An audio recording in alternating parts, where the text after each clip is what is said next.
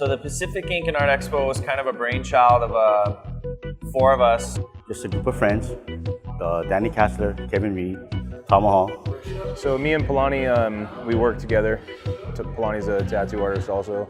Originally when we started this, it was tattoo artist owned, and most shows aren't. Danny, he's not a tattooer, but he's been around tattooing a long time. I'd spent a lot of years being around the tattoo industry. And then I got into managing tattoo artists and that were on reality TV shows. And in my travels with them, going from convention to convention, I picked the brain of my buddy, Rich Sedin, who is from Australia, and he owned all the big ones out there. He'd ask me, how come you guys aren't doing anything in Hawaii? And yeah, I came back in 2011 and got on the phone with my best friend that I grew up with, Kevin Reed, and he had a business partner named Polani, who had a close friend named Tama. Danny came back to Honolulu after visiting an expo in Australia, and he came back with the idea of, why don't we do one in Hawaii? I thought it was an awesome idea to showcase the awesome local talent that we have here on the island, to showcase our culture with the rest of the United States. So, with the partners, all of us brought different things to the table. And in the beginning, we were basically just trying to mesh and trying to, work our way towards that goal. So I helped them initially put together some of the legal aspects. Over the years, I continued, like so many of our volunteers, to work with all aspects of the show. And we just basically were like, what do we have to do to make this happen? We worked together. I traveled about 42 states. I went into Europe, did as many tattoo expos as I could do in 1 year. Went to each one of those tattoo expos, and things that I liked about them and things I didn't like, I'd write it down. We put on our suits and ties and we went down to the Capitol and we met with politicians and the health department. So it took some work and we met the right people. And it leads you up to today, our 5th anniversary year of 2016, where I'm one of the partners with some of the finest guys, 3 of them, that I've really ever known. And I don't know how we pulled it off, but we made it happen. And now we're 5 years in the making. It's one of the biggest tattoo shows on earth. In the beginning, we looked at it as creating a stage for just the local artists to share artwork, share ideas, and basically help educate. we also wanted to create here at the Expo a family environment. Being that we're in Hawaii, everyone's ohana, everybody's family, and we have such a diverse culture here on the island. And at this Expo, we were able to create a venue, a place for all these different cultures to come together and showcase their traditions, their art.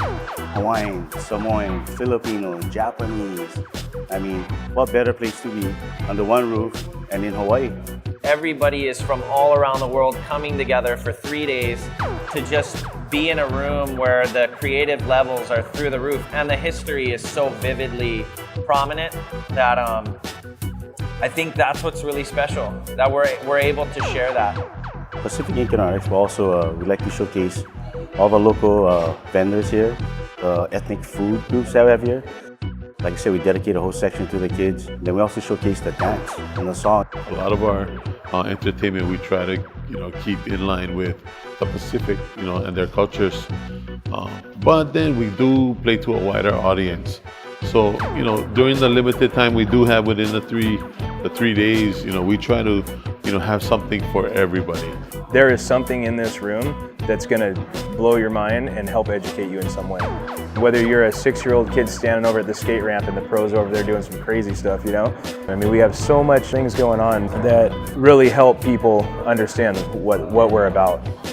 The Hawaii people, we have a sense of aloha that we love to share things, and our visitors from the mainland, they come in and it really works well. We like to share the culture with the people that maybe don't have a chance to see it.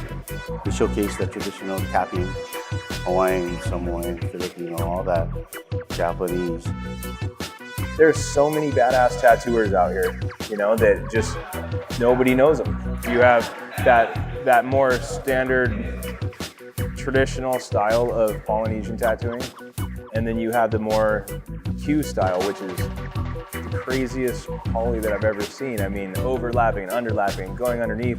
It blows everybody's mind. I mean, Polynesian has really evolved, but there's so many good tattooers out here. I mean, you have Q, you have Bong, you have Tattoo Rich, then you can jump onto a completely different style of tattooing, and you have Billy Whitney from 808 Tattoo. Japanese work is phenomenal. You know, you have Queen Street Tattoo, their traditional is badass. Josh Kroll over at Loyalty. Little Chris over at Sacred Art, he's awesome. You have Richie Lucero from Black Cat. We got some talent out here, man, big time.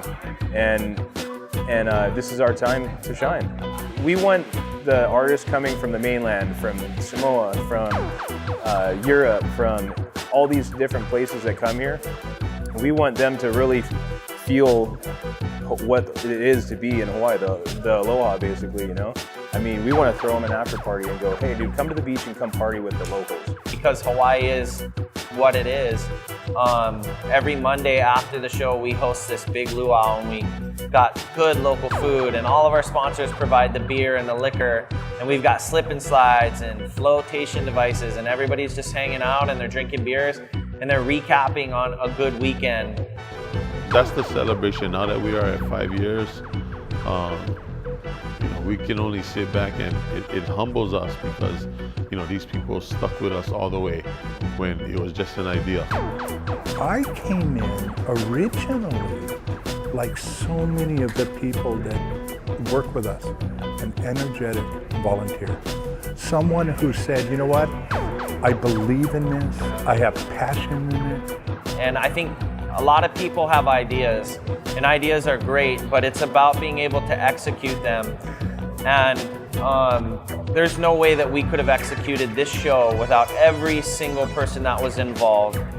Support by guys like Senator Willis Sparrow, the Department of Health, Peter Oshiro and his team, all of our volunteers and our sponsors, everybody that puts their hard work and energy into making this thing happen. We'd definitely like to thank the military for coming out and helping us. We'd like to thank the public for coming. I mean, without them, it wouldn't be possible. But most important out of all that, we want to thank the Hawaii artists and the mainland artists and just the tattoo artists in general, because without the support of them, this show would not be happening.